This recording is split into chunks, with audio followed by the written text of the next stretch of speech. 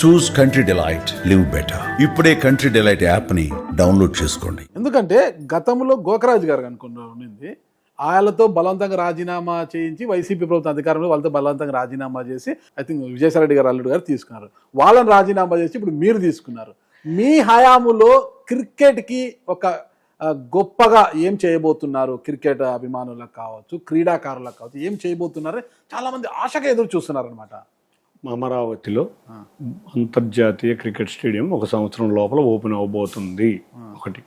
రెండోది వైజాగ్లో ఉన్న స్టేడియం రెనోవేట్ చేయబోతున్నాం. కొత్తగా అంతర్జాతీయ మరొక స్టేడియంని వైజాగ్లో మళ్ళీ కన్స్ట్రక్షన్ మొదలు పెట్టబోతున్నాం. మూడు అకాడమీలు పెట్టబోతున్నాం. అకాడమీస్ అంటే ఇప్పుడు మన సెంటర్ ఆఫ్ ఎక్సలెన్స్ అని బెంగళూరులో ఓపెన్ చేశారు. ఇవాళ ఇబ్రహీంపట్నం దగ్గర ఆల్రెడీ సెంటర్ ఆఫ్ ఎక్సలెన్స్ కి వర్క్ మొదలు పెట్టాం. అన్నిటికన్నా ముఖ్యంగా 175 నియోజకవర్గాల్లో ప్రతి చోట క్రికెట్ గ్రౌండ్ వచ్చేటట్టు చేయబోతున్నాం. అన్ని లేడీస్ అకాడమీ పెట్టబోతున్నాం. ఎవరైతే ఈ ఇయర్లీ టోర్నమెంట్ ఉందో దాంట్లో బాగా ఆడిన వాళ్ళని దాదాపు 50 మందిని తీసుకెళ్ళి అకాడమీస్లో పెట్టి స్వచ్ఛందంగా న్యూట్రిషన్ ఫుడ్ ఇచ్చి, అంతేకాకుండా ట్రైనింగ్ ఇచ్చి, అంతేకాకుండా చదువు కూడా అక్కడ నుంచే చదువుకునే విధంగా ప్లాన్ చేసి మేము మంచి మెరుగైన తయారు చెప్పాం. ఒక్కసారి ఇన్ఫ్రాస్ట్రక్చర్ అమరావతి ఒకసారి వైజాగ్ రెడీ అయినాక ప్రతి ఇంటర్నేషనల్ మ్యాచ్ ఇక్కడో అక్కడో ఓడి జరిగేటట్టు చూడబోతున్నాం.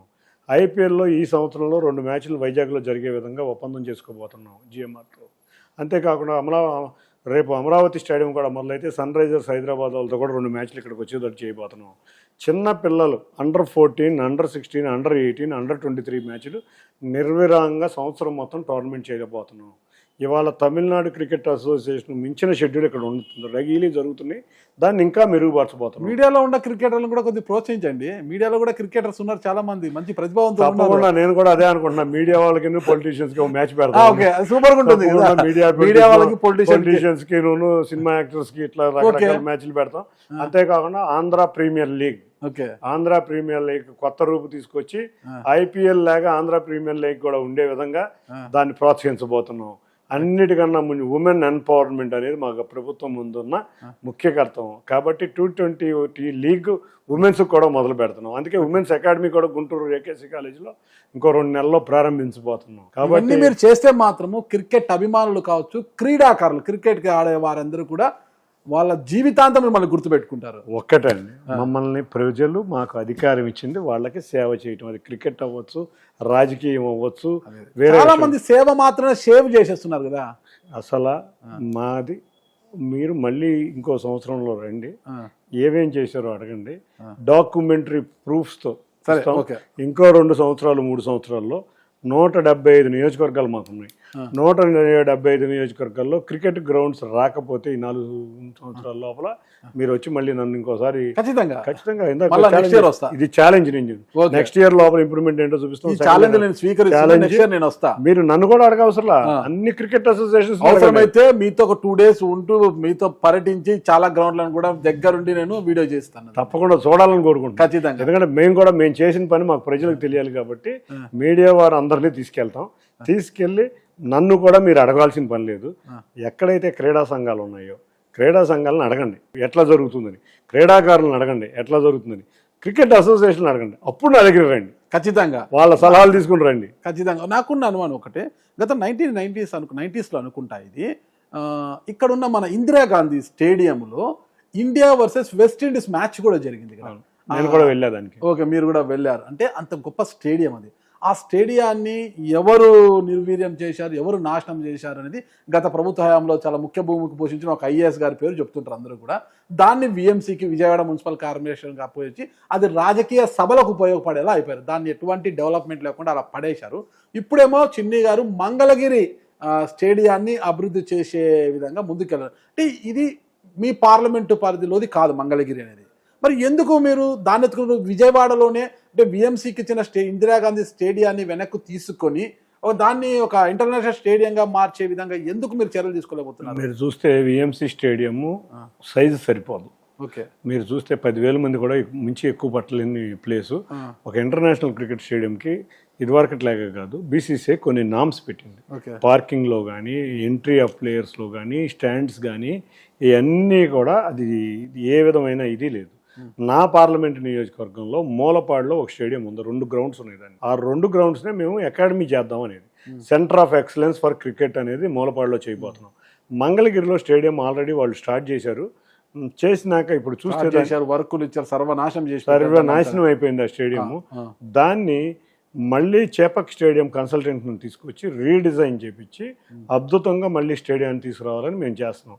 మంగళగిరిలో స్టేడియం ఆల్రెడీ స్పేస్ ఉంది, దానికి సరిపడా పార్కింగ్ ప్లేస్ ఉంది, దానికి సరిపడా స్టేడియం చుట్టూ కూడా మూమెంట్ ఉండాలి, ప్రజల మూమెంట్ ఉండాలి, మూమెంట్ ఉంది. 50,000 మంది వాళ్ళు చేసింది కూడా మన మంగళగిరిలో 20,000 మంది కూడా పట్టరు, కానీ స్పేస్ ఉంది. కాబట్టి 45,000 నుంచి 50,000 మంది పట్టే విధంగా ఈ మధ్య ఓపెన్ అయిన స్టేడియంస్లో అల్ట్రా మోడర్న్ స్టేడియం ఏది ఉందో ఆ విధంగా తీర్చిదిద్దుపోతాం. మంగళగిరి కూడా అమరావతిలో ఒక పార్ట్. మంగళగిరి స్టేడియం స్టార్ట్ చేసింది ఆ రోజు విజయవాడ కోసం, విజయవాడ బయట ఉన్న ప్రాంతం కాబట్టి చేశారు.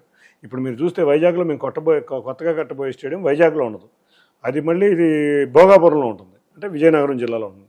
ఇదివరకట్లాగా స్టేడియంస్ ఇప్పుడు హైదరాబాద్ స్టేడియం ఉంది, ఉప్పల్లో ఉంది, ఇంకా ఎక్కడికో వెళ్తారు. అంటే హైదరాబాద్ స్టేడియం కాదని కాదుగా, మనం మంగళగిరిలో కట్టినా అన్నిటికన్నా దగ్గర. ఇవాళ వెస్టర్న్ బైపాస్ విజయవాడ నుంచి వెస్టర్న్ బైపాస్ ఓపెన్ అవుతుంది. విజయవాడ నుంచి 5 నిమిషాల్లో క్రికెట్ స్టేడియం దగ్గర 8 నిమిషాల్లో ఉంటాం, 5 నిమిషాల్లో క్యాపిటల్, 8 నిమిషాల్లో క్రికెట్ స్టేడియం దగ్గర ఉంటాం.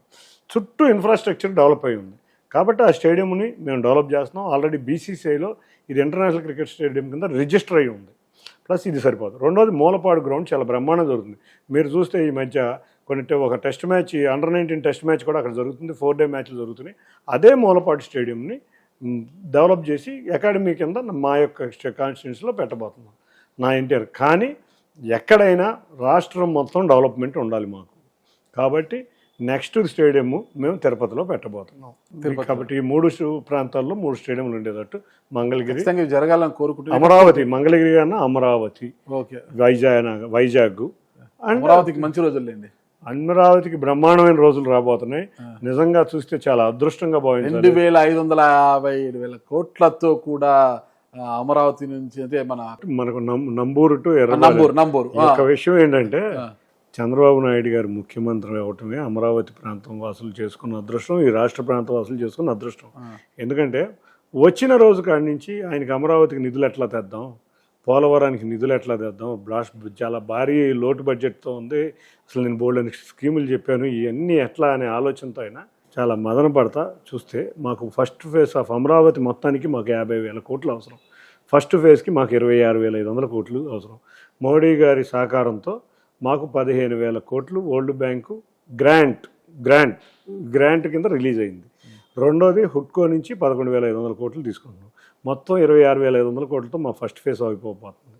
రెండో ఫేజ్ కూడా ఒకటైతే రెండోది అవుతుంది. అన్నిటికన్నా ముఖ్యంగా రైల్వే వాళ్ళు, నా కాన్స్టిట్యున్సీ అదృష్టం, మీరు అమరావతితో పాటు నా కాన్స్టిట్యున్సీ కూడా అదృష్టం బాగా ఉంది. ఎందుకంటే ఆ లైన్ వెళ్ళేది మైలవరం నందిగామ నియోజకవర్గం, వెళ్ళి మైలవరం నియోజకవర్గంలోకి వచ్చి అక్కడ ఒక స్టేషను, నందిగామలో 4 స్టేషన్లు వచ్చి 5వ స్టేషన్ మనం తెలంగాణలోకి వెళ్తుంది.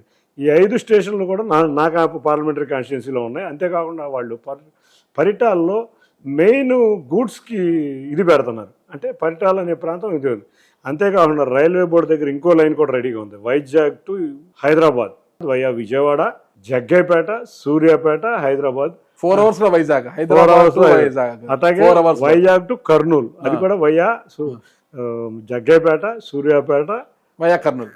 అంటే నా నియోజకవర్గంలో ఉన్న అన్నిటికి కొత్త రైల్వే స్టేషన్లు, కొత్త రైల్వే లైన్లు కాబోతున్నాయి. ఇవన్నీ చాలా అదృష్టంగా అమరావతికే కదా చిన్ని గారికి మంచి రోజులు. అమరావతి, విజయవాడ అనేది ఇప్పుడు ఈ ప్రాంతం అంతా Amaravati capital region development authority, CRDA అంటే ఇది ఈ ప్రాంతం. విజయవాడ కూడా మన కూడా సార్ నేను మరదల్లో నాకు ఒకటే చెప్పారు, అమరావతిలో 2 కార్పొరేషన్లు ఉంటాయి.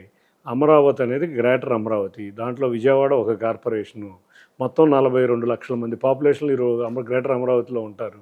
కాబట్టి 2 రాష్ట్రాల్లో ఉన్న రాజధానులు హైదరాబాదు, అమరావతి అభివృద్ధి చెందాలి, అప్పుడే తెలుగు ప్రజలు ఆనందంగా ఉంటారు. కాబట్టి నువ్వేదో విజయవాడ అనుకోవద్దు, అమరావతికి నిధులు వస్తున్నాయి అంటే విజయవాడకి వచ్చినట్టే. కాబట్టి నాకు నిజంగా అది అదృష్టంగానే భావిస్తాను. చాలా అదృష్టం అండి. సుమన్ టీవీలో మీ పర్సనల్ అండ్ బిజినెస్ ప్రమోషన్స్ కోసం కింది నెంబర్కి కాంటాక్ట్ చేయండి.